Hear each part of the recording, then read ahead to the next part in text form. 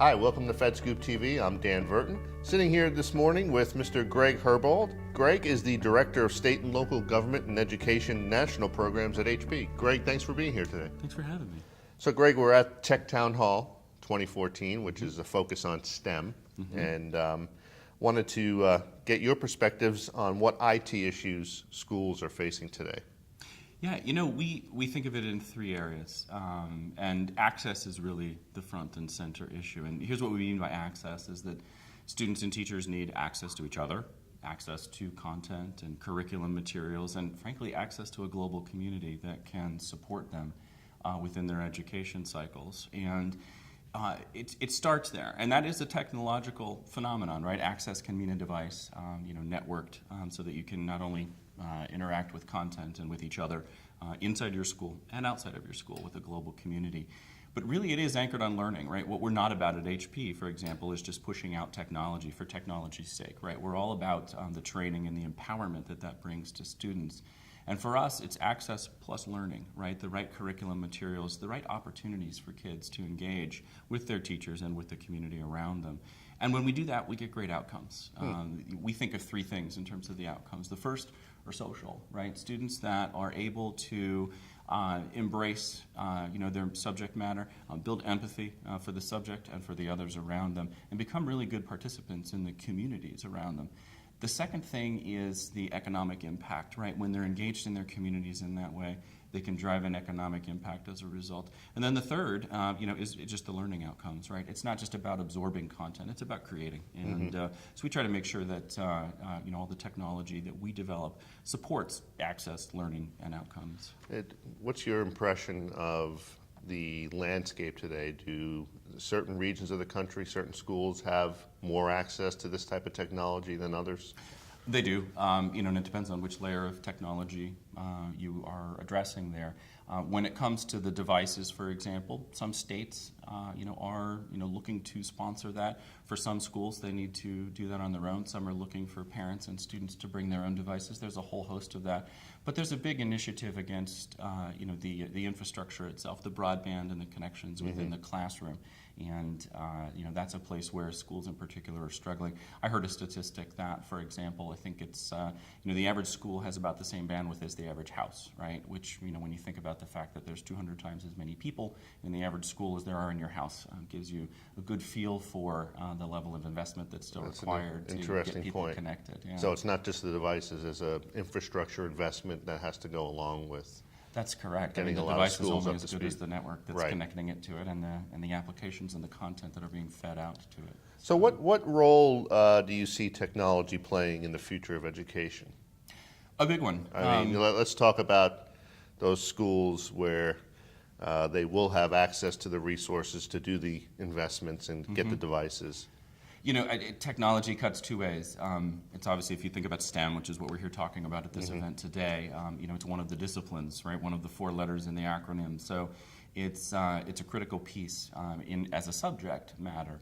It's also a big enabler of STEM overall. And that role that it plays, to empower teachers to teach well and students to learn well is really indispensable.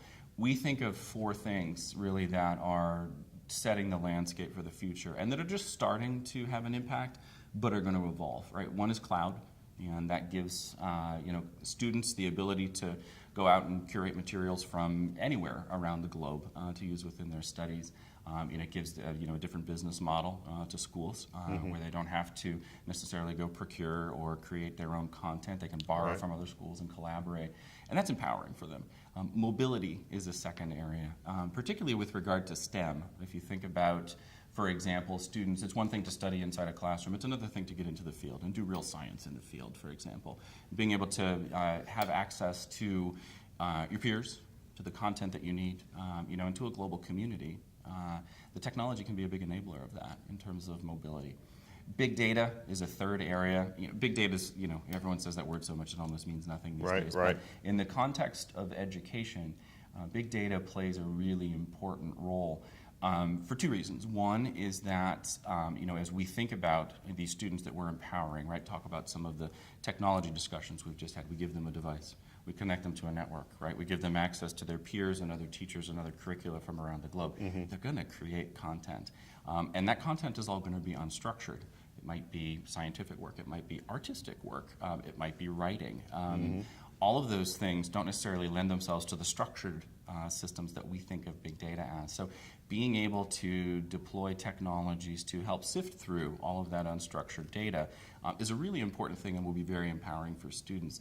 The other thing, though, is that it brings an analytic angle to this. And so if you're an educator and you're trying to find what is the right mix of curricula components that really pop for students, that really lead to their success, being able to tie variables together and determine the causality of, if I do this, I get this, right? And if you think back to the paradigm I mentioned earlier, if it's about access and learning and outcomes, understanding what components of access and learning lead to those outcomes so that you get better interventions up front when students start to fall behind, or better interventions for teachers when they start to fall behind.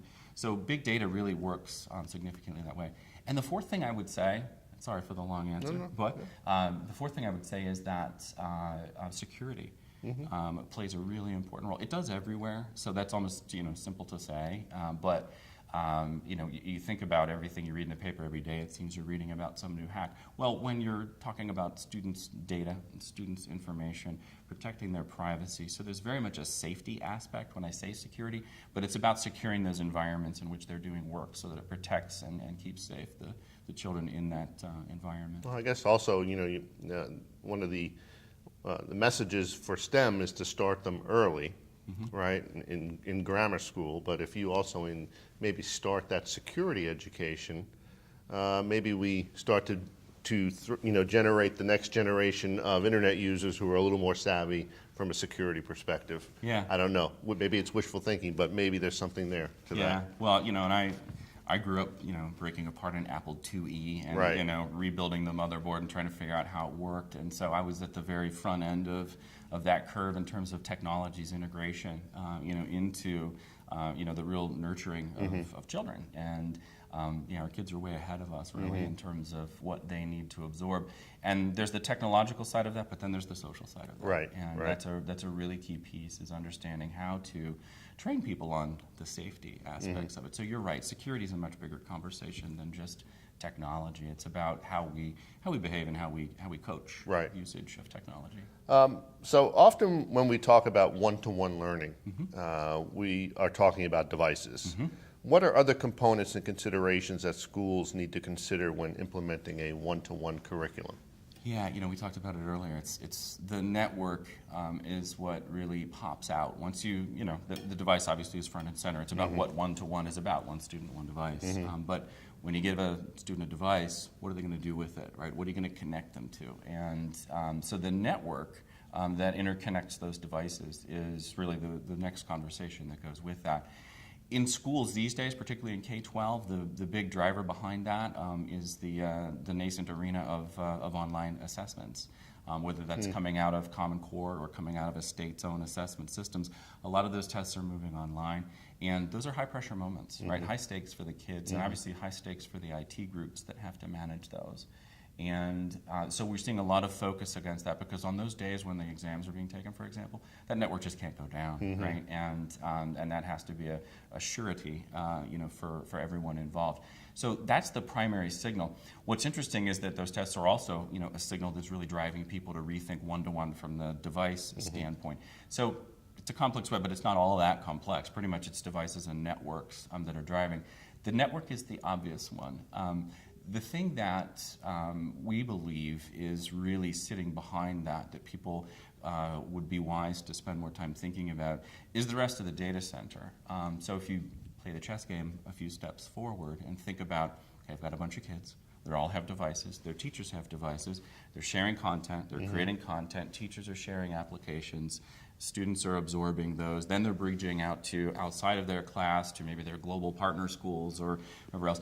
You get a lot of applications flying around, and you get a lot of data that needs to be stored. And so sitting right behind the network necessity is a rethink of the data center. And that's really driving two things. One is, to what extent can schools converge that infrastructure and get better management control over that and better performance out of that so they can deliver more learning applications and do a better job and be a better steward of the students' data, both what the students consume and what the students create.